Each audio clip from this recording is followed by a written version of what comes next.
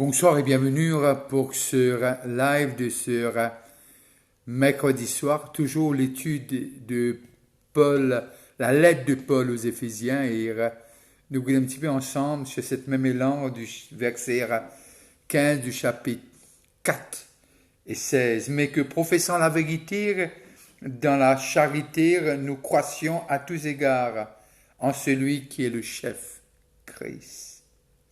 C'est de lui et grâce à tous les liens de son assistance que tout le corps, bien coordonné et formant un solide assemblage, tire son accroissement selon la force qui convient à chacune de ses parties et s'édifie lui-même dans la charité. Que Dieu bénisse la lecture de sa parole et que Dieu bénisse ceux qui pèsent nous localement et ceux qui pèsent nous de l'étranger. Et là, nous arrivons à comprendre ce qui Paul y amène nous à partir de ces deux versets, nous sommes capables de comprendre de ce qui est contemporain sans faire aucun compromis. Qui veut dire, nos pensées, nous besoin adapter nous dans l'époque et dans la saison qui nous peut vivre, mais toujours nous reste bien sûr fixer sur la parole et fixer sur les doctrines fondamentales de la parole de Dieu. Et là, nous arrivons à comprendre ce qui, quand les membres étaient soudés et ensemble, qui dans le corps et à la tête, nous trouvaient que tout est possible. Mais seulement nous devons comprendre quelque chose. Parfois, nous refaire un compromis afin qu'il nous capable vraiment adapter nous à ce que le monde peut faire. Mon pensée, nous besoin retourne à la source. Quand on dit retourne à la source, qui me peut dire, quand nous retournons à la source, nous arrivons à comprendre ce qui Jésus-Christ, il quitte sur l'église dans la main de 12 personnes.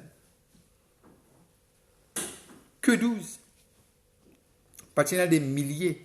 Il quitte sur l'église dans la main de 12 personnes, guidées, remplies de ce feu de l'Esprit Saint. Il n'y avait que 12. Mais là, nous arrivons à comprendre ce qui n'a aucune barrière. Bien sûr, tu n'as pas persécution. Non, il n'y a pas empêche l'église grandir et vient ce qui était jusqu'à aujourd'hui.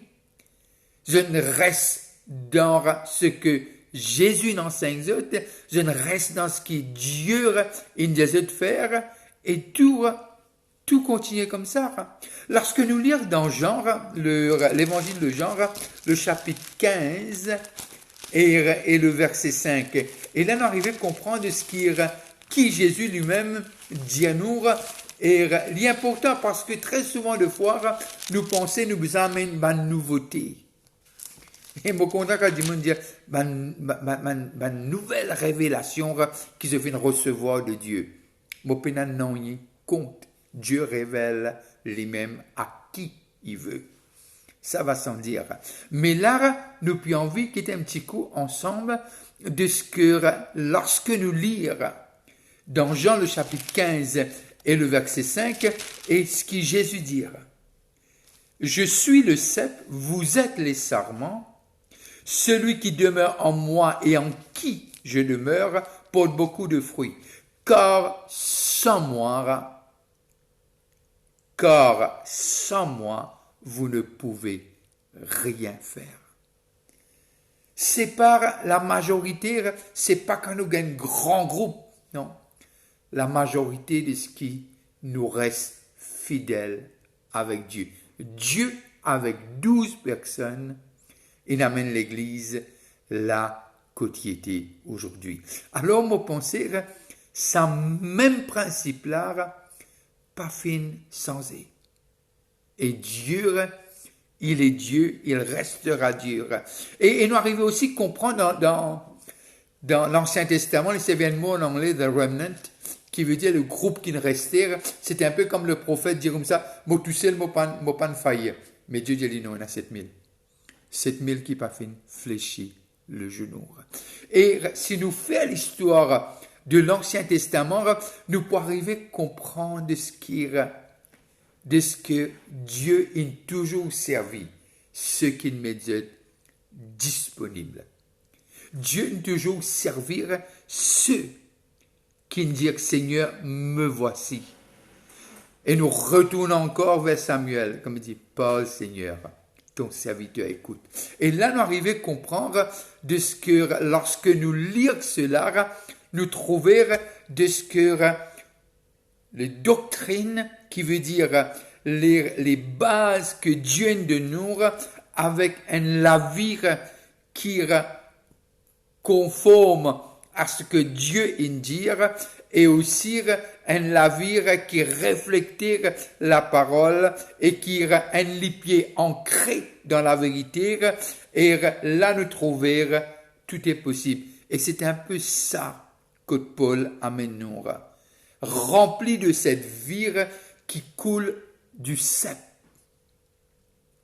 Et là, nous avons besoin de comprendre, quand la vie qui coule de ce cep dans les branches, ben branche-là, bizarre en bonne santé. Et maintenant, lorsque nous lisons le Nouveau Testament, il n'est pas que le cep et le serment, il cause le corps et il cause la tête. C'est même principe. Même principe, mais simplement, il exprime lire différemment dans le Nouveau Testament. Et nous arrivons à trouver cela quand l'Esprit finit envoyé. Alors, quand les corps lire connecté à 100%, il pas fait ce qu'il a envie de faire, mais il fait ce qu'il a. Vous connaissez tous les corps qui font ce qu'il a envie de faire, c'est les corps malades. Ou un médecin, ou la main, ou les pieds, puis faire des bizarre. Les gens malades. Parce que, qui me peut dire par là? Si nous laissons nous diriger par la tête qui est Christ, nous pourrons pas prendre un symptôme qui nous malade. Vous connaissez, quand on est un médecin, et surtout longtemps, il peut demander, il pose beaucoup de questions. Il a envie qu'on beaucoup d'aspects de la vie avant qu'il les prononce les mêmes. Qui veut dire, il guette la personne comme un être en entier. Mais là, nous devons comprendre de ce que lorsque nous lisons toujours Éphésiens, et là, nous devons comprendre de ce qui est c'est encore et encore, comme si Paul invite quelqu'un qui peut répéter lui-même. Mais mon pensée, pour nous, cela est salutaire. Pourquoi? Parce que être connecté est primordial. Et si nous essayons de faire ce qui nous envire, nous peut causer beaucoup de problèmes. Et quand nous sommes déconnectés, nous faisons des affaires qui sont bizarres et qui viennent de nous et qui ne pas viennent de Dieu. Alors, connaître Christ. Et là, nous arrivons à comprendre de ce que quand nous lisons un Éphésiens, de ce que nous avons besoin, encore une fois, et nous avons soif. L'Apocalypse, pour dire différemment, il dit qui nous retourne vers nos premiers amours. Et cet amour qui nous pas capable passe-nous sans prier, sans lire la parole. Cet assoiffement. Quand on est connecté à la tête, même ça dure des années, et on a toujours cet assoiffement parce qu'il y a tellement à connaître et à apprendre de la tête qui est Christ. Et surtout, cherchant à être vraiment recouvert, être rempli de son esprit, dépendre entièrement de Dieu. Vous pensez, si nous retournons un peu à nos conversions, tous à faire, nous la lève. Pas qu'il manque cette parole, cette bonne parole et surtout le nom de Jésus. Et nous comprenons de ce que sans lire, nous ne sommes pas capables de faire rien. Mais avec lui, nous pouvons faire un exploit. Bon exploit. Maintenant, moi, envie aussi, nous guette le verset 17 de Éphésiens qui veut dire nous vous antiquit encore, et le verset 17 de chapitre 4. Et là, Paul l'y rentre dans une autre section. Comment dire, il prend tout ça les temps-là pour nous, pour établir une doctrine. Maintenant, il amène nous sur les choses pratiques. Même à un moment donné, il ouvre une parenthèse et il amène nous vers une doctrine encore. Mais simplement, de 4.17 jusqu'à la fin de cette lettre, Paul montre-nous les choses pratiques.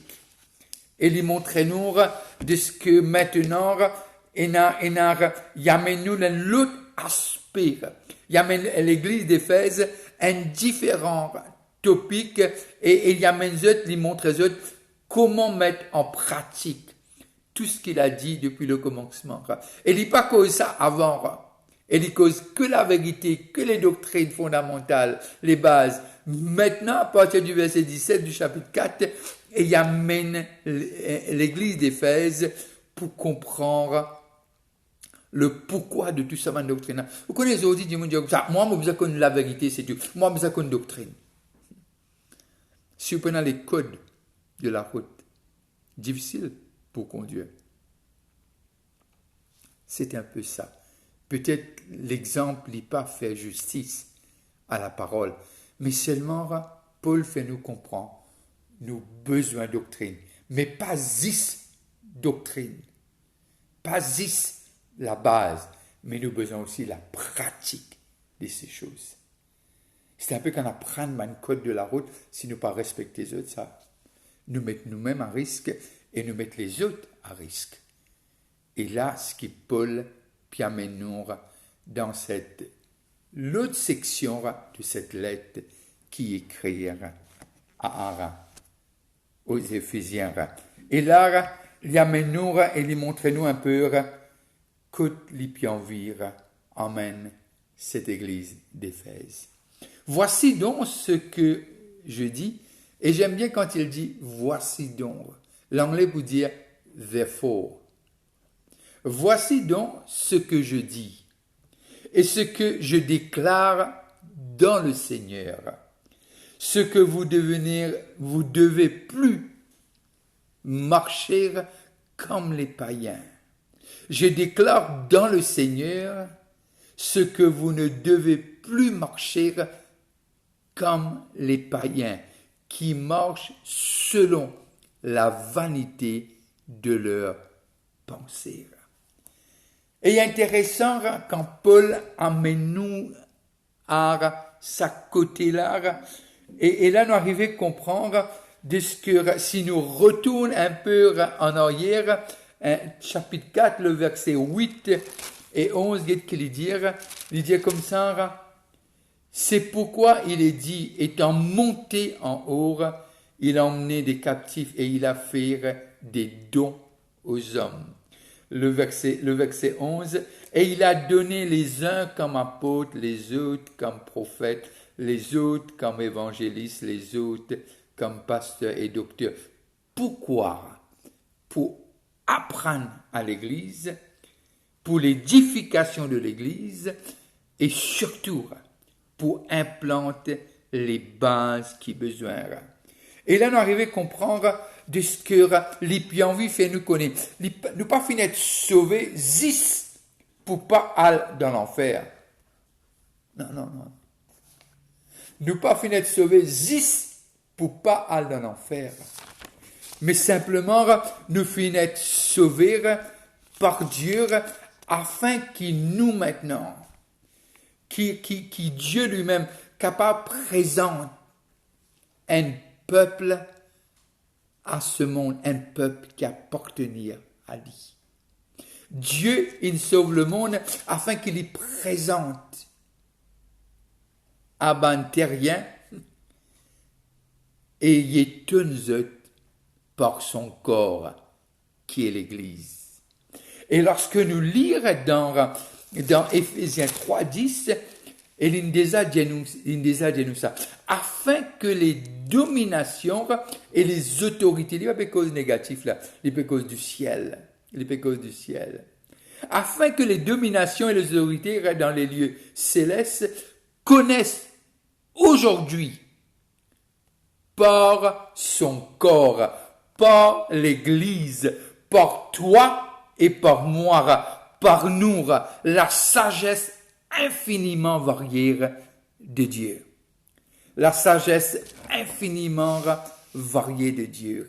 Et là, nous arrivons à comprendre nos besoins, liens importants qui nous trouvent nous-mêmes comme faisant partie de son Église et membres de son corps.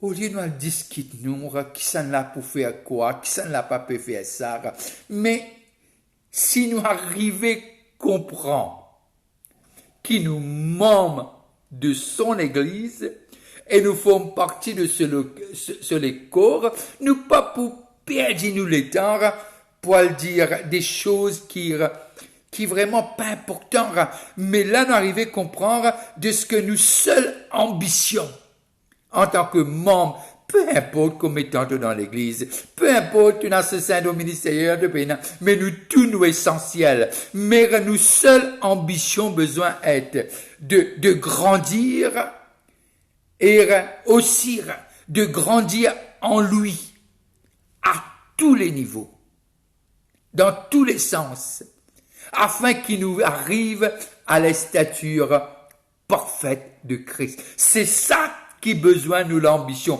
Nous l'ambition c'est pas aller des pulpit. Nous l'ambition c'est pas monter le l'estrade. Si Dieu le veut, Dieu te l'emmènera là-bas. Si Dieu veut que tu sois vraiment projeté au niveau international, il va le faire. Pourquoi? Parce qu'il est Dieu. Mais simplement quand nous l'ambition, c'est fonctionner. Quand nous l'ambition, c'est être vraiment là côté de maintenant, selon 1 Corinthiens 12. Si nous fonctionnons dans les dons qu'il nous donne, nous pourrons être le plus heureux et heureuse sur la terre. Parce que, comme on disait hier, quand l'équipe football, un qui met un goal, c'est pas lui qui gagne. C'est l'équipe là qui gagne. Et la Bible est claire et nette. Par l'amour dont vos actes sont empreints, le monde saura que vous êtes mes disciples. Et pourquoi nous finissons sauvés, afin que le monde et aussi le ciel, les dominations et les autorités dans le ciel, capables qu'on la sagesse infiniment de Dieu à travers son corps. Alors quand tu es dans le corps de Christ, c'est un privilège qui est impossible d'expliquer, de former partie, nous pécheurs, dans le corps de Christ, est appelé fils et filles. Alors, Paul, il écrit cette église d'Éphèse, il essaie de penser, problème de l'humanité, il existait dans toutes les générations. Il a envie de comprendre, pas fatigue-toi, qui s'en l'a peut faire croire, mais toi, fonctionne selon le don de Dieu dans ta vie. C'est un peu comme Étienne et Philippe. C'est ça ce que Paul permet nous. C'est là que nous avons besoin d'aller. Et cette ambition de réfléchir la tête, cette ambition de faire plaisir à la tête, ça doit nous animer. C'est pas être devant ou être derrière, ça c'est. Non. Si m'appelait être le pied, je peux pas être en haut, je suis le pied. C'est aussi simple que ça. Alors, quelles sont nos ambitions? De montrer aux autres qu'on a été propulsé devant? Non, tout ce qui est membre dans le corps de Christ, ils sont devant, ils sont pas en arrière. On était en arrière, dans le ténèbre. Maintenant, il nous a pris, il nous a mis dans le corps de son Fils. Et ce que Dieu veut faire, veut manifester là où tu es, peu importe quel don il t'a donné, quelle partie, quel rôle tu dois jouer dans son corps. Mais c'est quand tu aimes Dieu et tu es basé dans la vérité, et tu auras contrôle de ta bouche et de ta langue. Et aussi tu veilleras sur ton cœur, parce que la mort et la vie sont au pouvoir de la langue, et la langue reflète les conditions de notre cœur. Alors que cette ambition soit ancrée dans notre cœur, de faire plaisir à la tête, de faire plaisir à celui qui nous a appelés du ténèbre à la lumière, celui qui nous appelle à refléter sur la terre le corps de Christ. Oh, quel miracle! Quel miracle de pouvoir le faire. Le temps, il me semble, va très vite, mais je dois prendre congé de vous. Je veux vous dire bonne soirée. N'arrêtez pas de prier pour le pays, s'il vous plaît. La prière des justes a une grande efficacité. Juste, c'est pas parce que tu ne fais quelque chose de bien, juste parce que Jésus a pris ta place et il te déclare juste. Alors, sois béni. Si tu as un moment, pense à moi dans tes prières. Et surtout, bon appétit. On se voit demain soir à 7h30. Et que Dieu vous bénisse. Bye bye. À demain soir.